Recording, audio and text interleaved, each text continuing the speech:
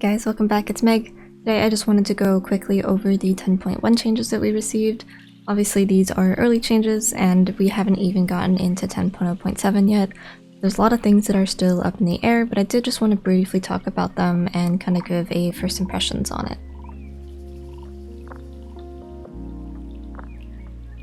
So the big thing is the Ancient Teachings change.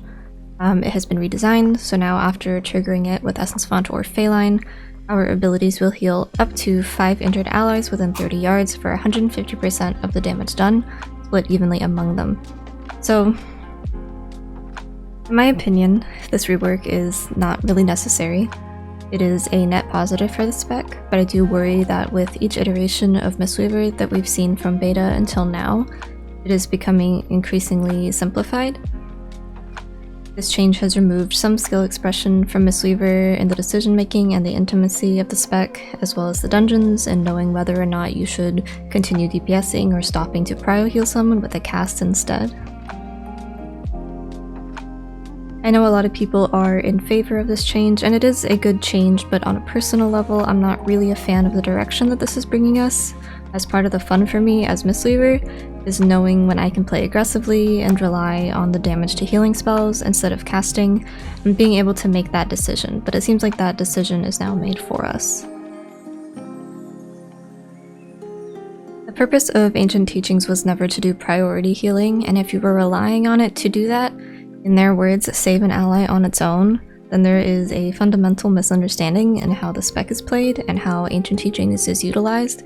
But I do have concerns now that this is going to further blur the lines for someone trying to learn Mistweaver. I do want to take a look at the wording really quickly. It does say up to 5 injured allies being the main focus. We don't have access to test this quite yet, but we figured that based on the tooltip, it will always heal for 150% of the damage done, and it'll be split accordingly.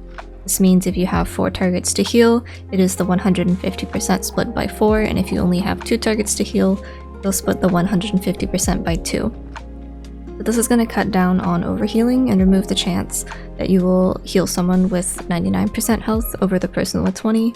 But like I mentioned earlier, that was a situation that you shouldn't be relying on Ancient Teachings anyway, because yes, it cuts down on overhealing.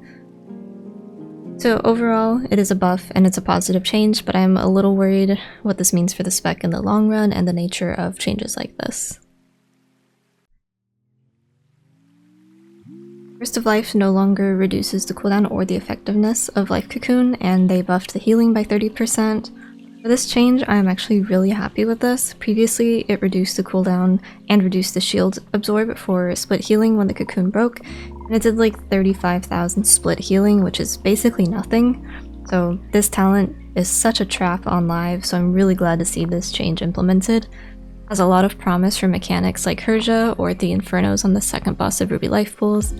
I know that these dungeons are not going to be in 10.1, but the damage patterns are likely to be present. I don't know if buffing the healing by 30% will be enough, but it's honestly got enough potential now that it doesn't weaken Life Cocoon at all.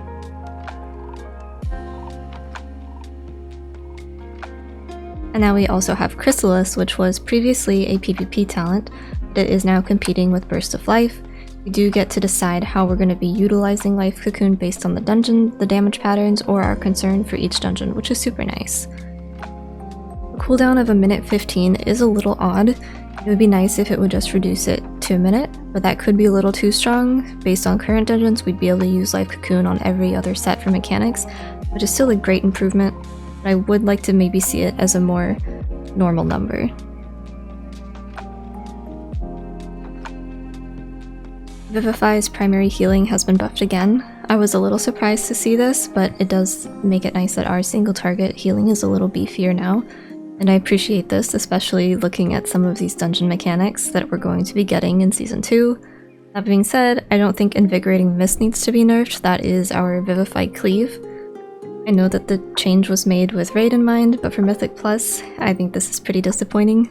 The main heal will hit for more, but the cleave hits for pretty little as is. That being said, Legacy of Wisdom is being introduced, which is the 5 target Shaylons, and this is most likely what's going to fill the gap for that Vivify cleave feeling underwhelming. I do have concerns about the cleave not being enough, but I do think that Shaylens is going to kind of remedy that for us, and it could potentially have us actually vivifying less in the long run. Calming Coalescence has been removed. I am a big fan of phasing out all of the Soothing Mist-centric stuff, but I do know that this affects PvPers quite a bit. I don't have a lot to say on this, but I am really glad that they're looking at the talents that are kind of useless. Then I do hope that they come up with some kind of solution for PvPers. Song of Chi-Ji has been removed. This is something else that will affect PvPers much more than PvEers. It is now on the class tree, and it is a choice node with Ring. We never use Song in Mythic Plus anyway, so this is a big hit to PvP players, which is unfortunate. Revival and Restoral, as well as Yulon and Chi-Ji. All of this properly swapping, properly overriding. It's just minor quality of life and UI stuff, which is nice. So that is a nice little gesture from them to help clean up the maintenance of swapping between specs. Overall, these are good changes, and since this is 10.1, there is still a ton of time for things to get tuned, reworked, additional changes. We'll just have to play the waiting game to see how many of these things stick and how many will be removed. I'll be doing a video on the 10.0.7 stuff when it comes out on the 21st. I hope that this video was helpful, and I will see you guys next time. Thanks for watching.